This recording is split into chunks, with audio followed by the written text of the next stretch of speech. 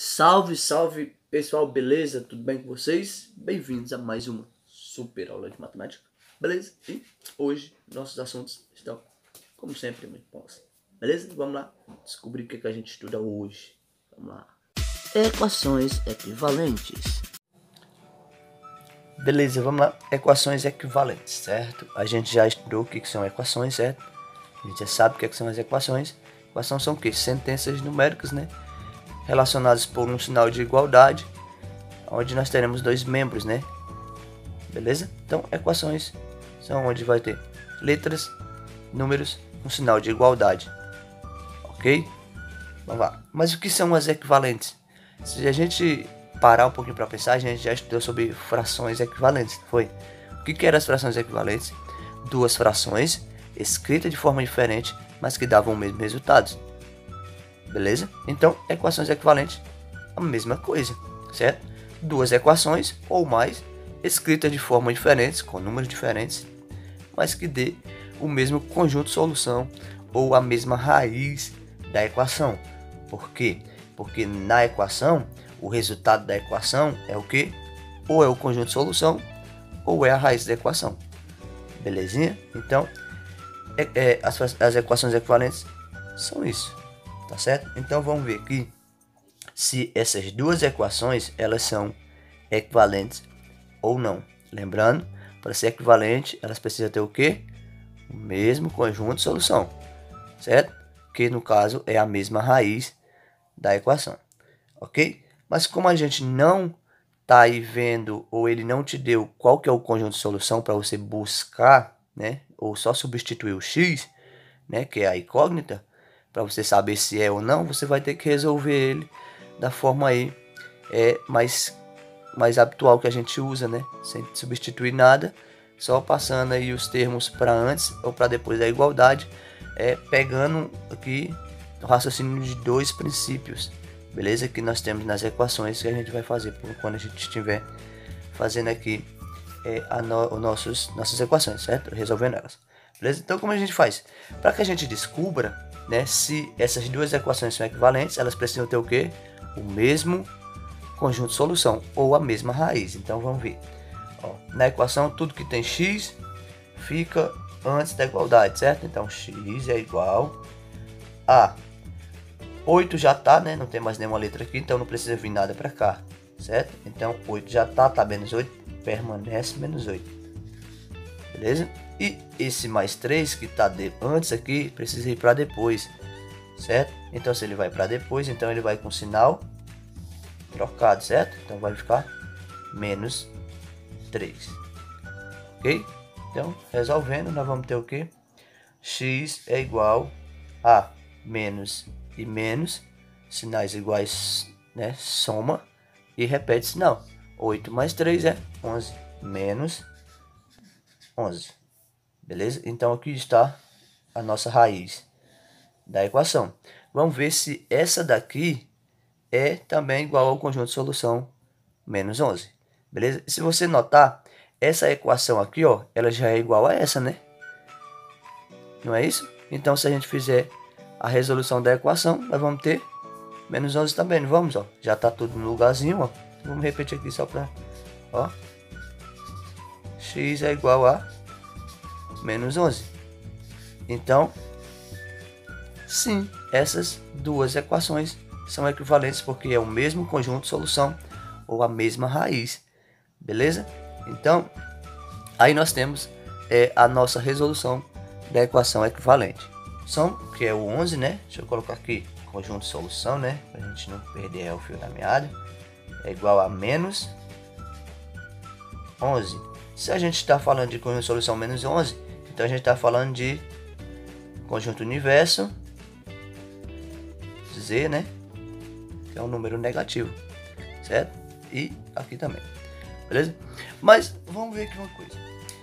A gente tem dois princípios dentro das equações. Qual é? Princípio aditivo e princípio multiplicativo. Professor, e como é que a gente usa isso, né?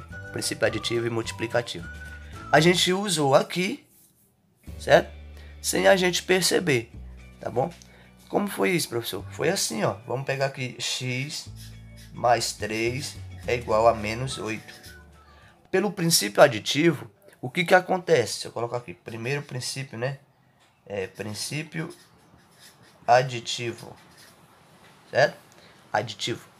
O que que a gente fez aqui para ter o princípio aditivo? Você lembra que a gente pegou, ó, colocou aqui, ó, x, né? E a gente passou esse mais 3 para cá, ó, pegou x igual 8, a gente repetiu e passou mais 3, a gente passou menos 3, não foi isso?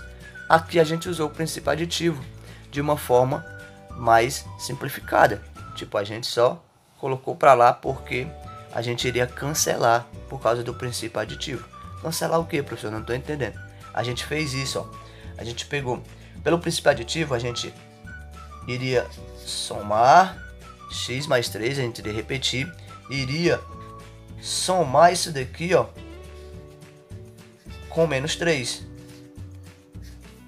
Ok? Então a gente iria adicionar menos 3, que é o mais 3 ao contrário, ou o inverso de mais 3, certo? Porque se você notar, esse 3 aqui é o que passa para depois da igualdade, certo? Então se a gente adicionou menos 3 no primeiro membro, então no segundo membro a gente também adiciona menos 3, ok? Então, ó, perceba que a gente adicionou menos 3 no primeiro e adicionou menos 3 também no segundo. Beleza? Então, isso aqui é princípio de adição. É o princípio aditivo. Quando a gente fez isso, a gente logo percebeu o quê? Que mais 3 e menos 3, eles são... A gente pode cancelar, certo? E x ficaria sozinho, certo? E a gente teria agora menos 8, menos 3 para a equação. Que a gente teria o resultado de menos 11. Ok? Então isso aqui é o princípio aditivo. Você adiciona ao primeiro membro o inverso de um número e adiciona também ao segundo membro o inverso do número que você adicionou no primeiro membro, certo? Então, se adicionou o primeiro membro, também adiciona no segundo membro, beleza? Então, esse é o princípio aditivo. Adicionou no primeiro membro, adiciona também no segundo. Qual o número que a gente adiciona, professor? É o número que está junto aí com a incógnita, né? Junto com a letra, beleza? Mas nós também temos o princípio multiplicativo, certo? O que é esse princípio multiplicativo, certo? Esse princípio multiplicativo, ele é basicamente esse do princípio aditivo, certo? Como assim, professor? O princípio multiplicativo, ele já vai valer para as incógnitas, né? Mais para as incógnitas, né? Como é que a gente faz? Vamos usar esse mesmo que a gente tem aqui, ó, para a gente ver como é que ele fez o princípio multiplicativo, certo? Então nós temos x é igual a menos 8 menos 3, beleza? Como que a gente vai fazer esse princípio multiplicativo aqui, professor? É o seguinte, se você notar, esse x está sozinho, mas é como se ele tivesse 1 aqui, certo? Que é para multiplicar o x, certo? Então quando a gente faz isso, né?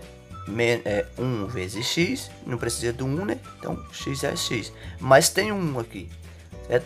Então o que é isso, professor? Então, para que a gente possa dividir esse segundo aqui, a gente tem que usar o princípio multiplicativo nesse primeiro. O que é isso? A gente vai ter que fazer o processo inverso de multiplicação. Então, o processo inverso de multiplicação não é a divisão, então a gente divide isso aqui por 1. Ok? Multiplica por 1 lá em cima aqui, né? Tá multiplicando, então vai dividir por 1, certo?